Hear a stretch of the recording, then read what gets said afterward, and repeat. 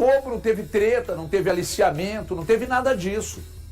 Uma negociação, primeiro que o Cruzeiro informou que tinha interesse no jogador. A partir do momento que o Cruzeiro informa que tem interesse no jogador, Pedro Júnior, eu acho que o Pelari também, acho que os dois trataram isso. A partir do momento que eu te informo que eu tenho interesse no atleta, o atleta está em fase de negociação, você vai lá e adquire mais um percentual, porque você sabe que eu quero. Então você quer ganhar mais, você adquire um percentual.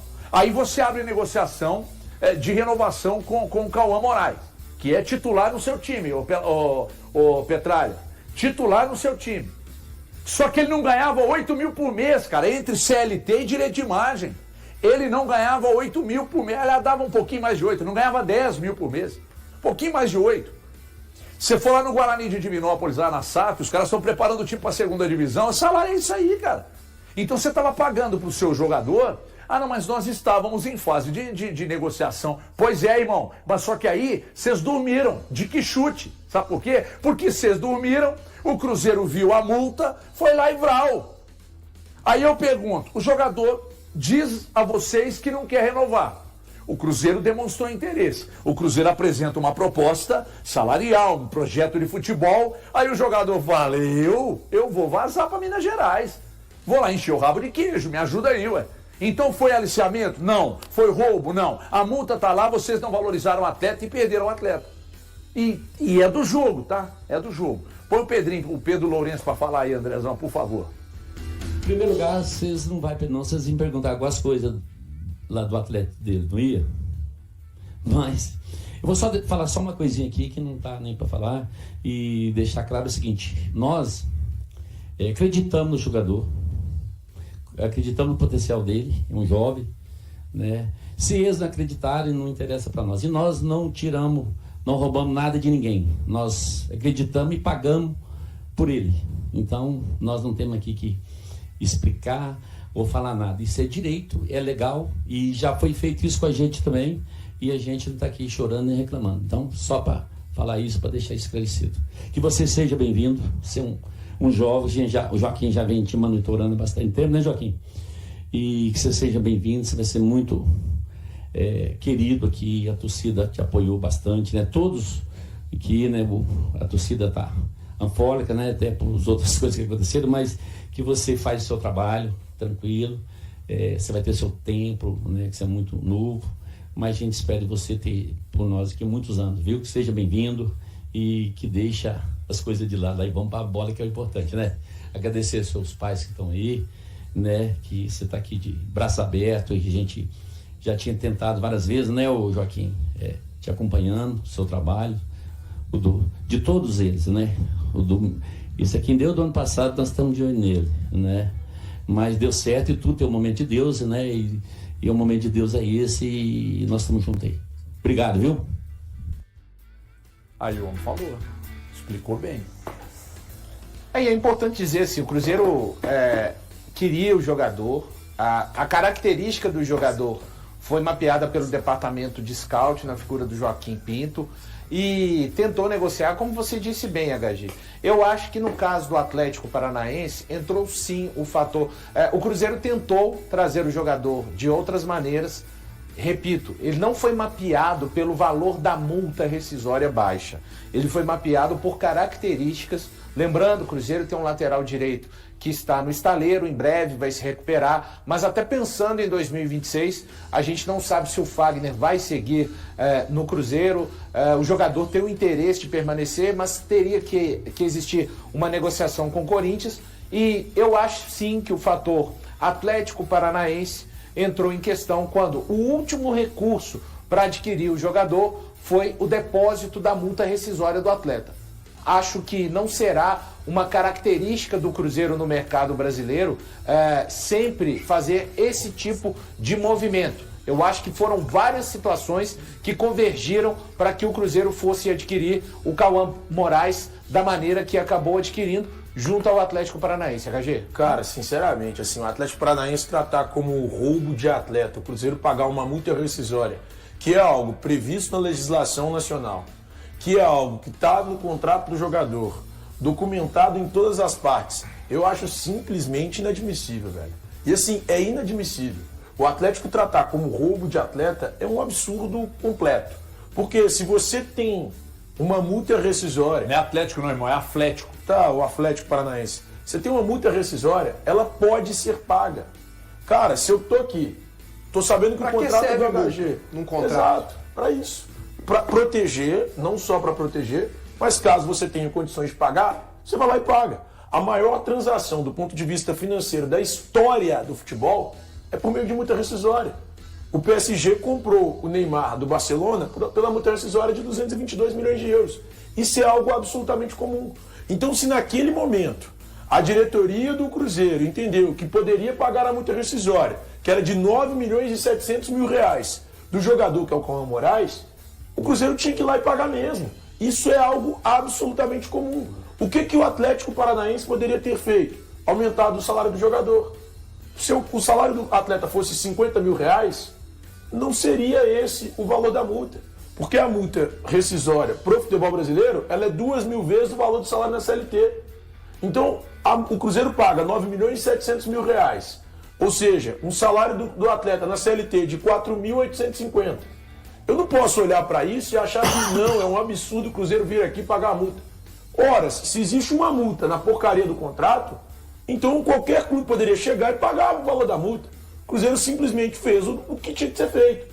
Não pode se tratar como roubo, acho isso inadmissível, acho que isso não deve ser tratado dessa forma e, sinceramente, o Cruzeiro está 100% correto de ter feito o que fez. E ponto final, e aí no mais, que eu posso dizer pra vocês, é chora na cama que é lugar quente. O Capelanes me chamou e falou, cara, o Cruzeiro levou um lateral de um potencial acima da média. Era titular no Atlético Paranaense, ele é torcedor do Atlético Paranaense, era titular. Eu tô pistola da vida aqui, como é que os caras dão esse vacilo e etc e tal.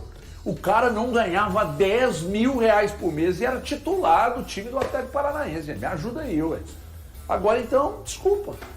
Perdeu o Playboy. Nós falamos aqui, o Pedrinho foi ali, explicou aqui a questão do Cauã Moraes. Nós tivemos lá as apresentações dos demais jogadores. O Pinto está muito bem no mercado, muito firme, né? Apontando para o lugar certo. E tudo isso a gente vê um movimento, inclusive que me chama a atenção, é no perfil dos jogadores. Que o Cruzeiro foi buscar. Um de 18, um de 19 e o Cauã Guilherme...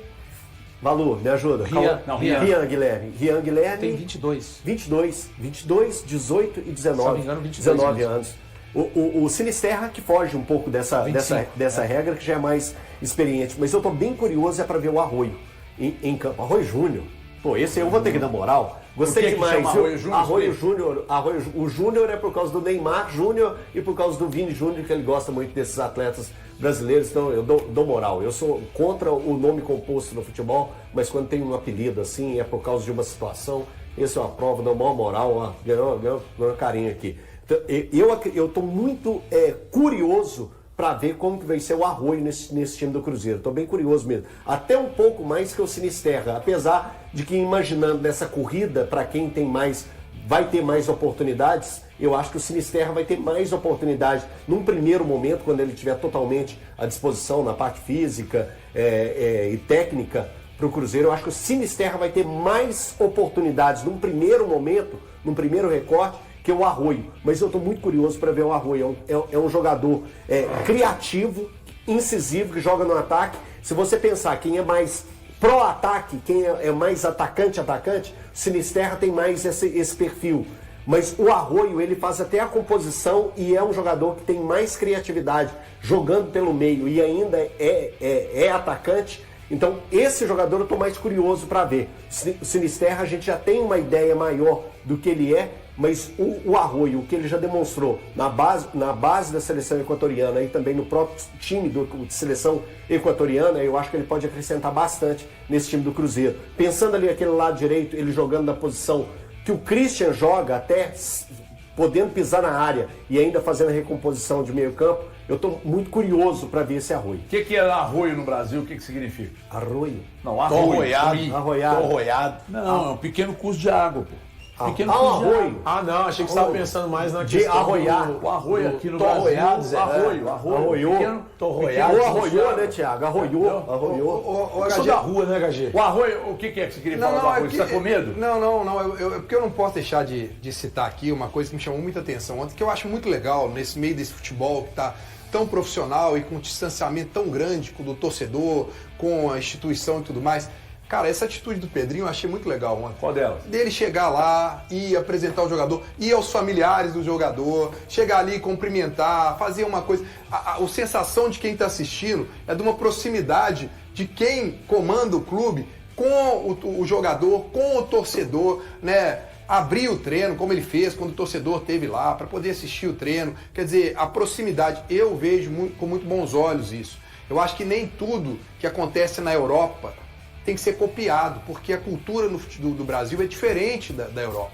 Né? E o que a gente percebe copia-se muitas coisas aqui no Brasil. Olha, agora os treinos são fechados, porque na Europa é feito isso. Na Europa, o departamento médico nem fala qual é o tipo de lesão que o jogador tem. Na Europa tem final única.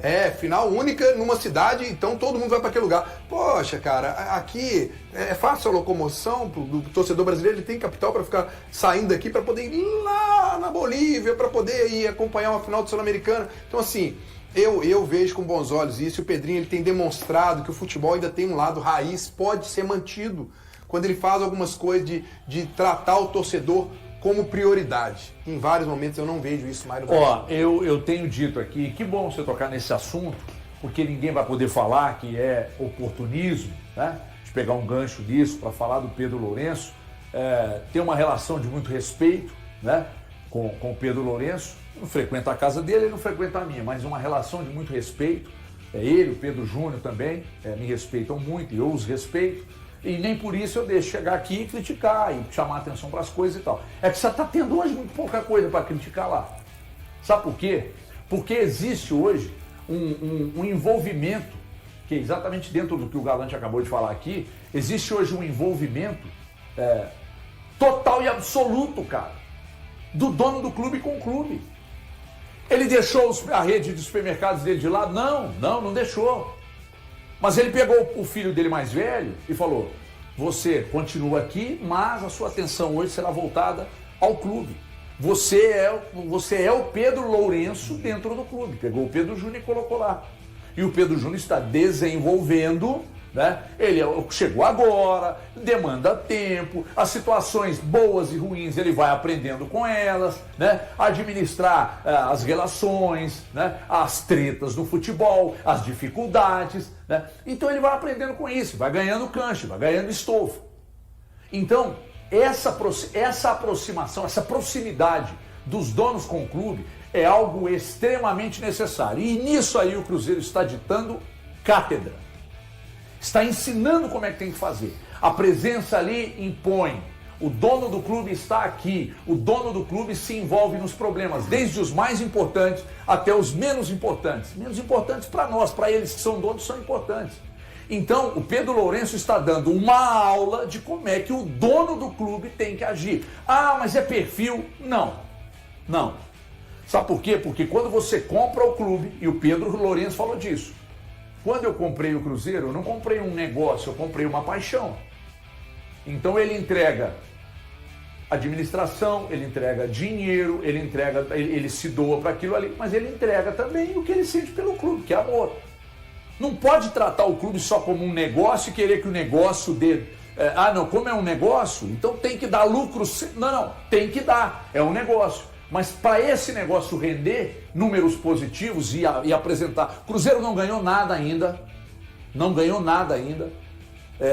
no que tange a título, mas ganhou reforço de marca, valorização de marca, respeito do mercado, respeito de agentes, respeito de outros clubes, com exceção do Atlético Paranaense agora, que está pistola, né? Porque perdeu o jogador. Então, tudo isso o Cruzeiro ganhou. Os títulos que vêm pela frente serão uma consequência de uma boa gestão, de envolvimento, de salário em dia, de estrutura de ponta. Hoje a estrutura do Cruzeiro, me disseram, eu ainda não fui lá, quem foi é que me disse que a estrutura do Cruzeiro hoje é superior à estrutura do Palmeiras.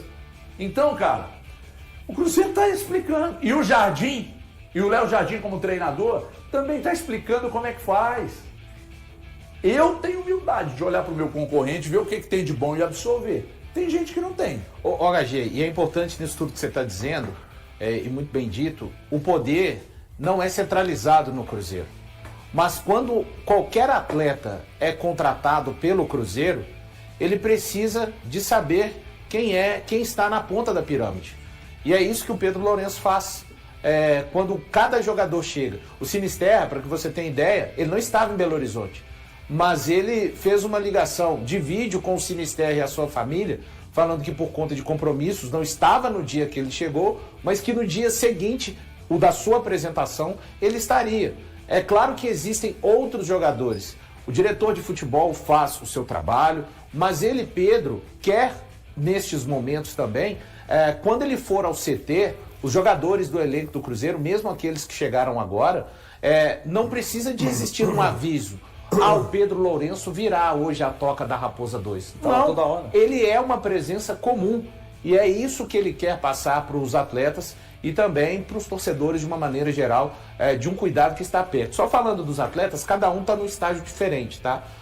O Cauã, ele está se recuperando ainda, ele não está no departamento médico, mas ele teve um probleminha no tornozelo, então ele está treinando à parte. O Rian, ele fez a sua última partida no dia 6 de abril, perdão. Então é um jogador que há muito tempo está muito atrás. O Sinisterra, a gente já sabe, também é um jogador que fez 3 treinos antes de chegar ao Brasil. Então, em termos de ritmo, o Arroio é quem está no melhor ritmo.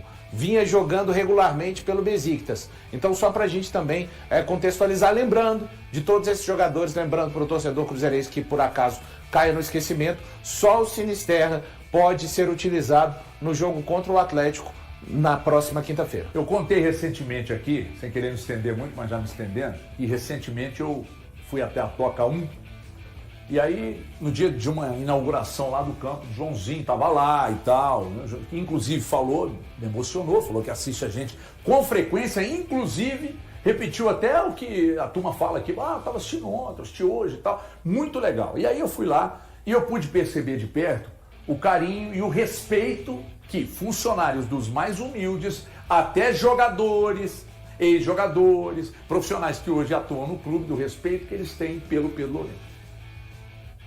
Por quê? Porque eu não acredito em nenhum tipo de relação comercial e profissional que não seja ou que não traga a reboque uma relação humanizada. Eu não acredito. A relação fria do patrão com o empregado, a relação fria do chefe com o subordinado, eu não acredito nisso, cara.